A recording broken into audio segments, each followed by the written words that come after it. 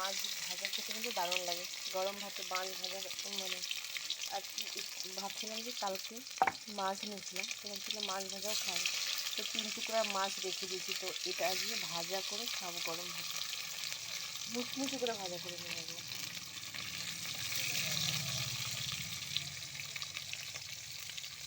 একদম এপিট এপিট উল্টে একদম মুচমুচি করে ভাজা করে নেবো। ওহ, গরম ভাতে কিন্তু দারুণ লাগে খেতে।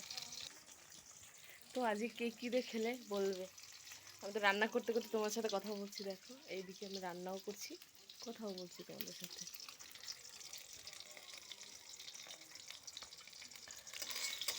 একদিকে কিন্তু হয়ে গেছে, আর এই দিকটা কিন্তু একদম মানে ভাজা মাছ ছিল, যেহেতু ভাজা ছিল তো খুব তাড়াতাড়ি হয়ে যাবে।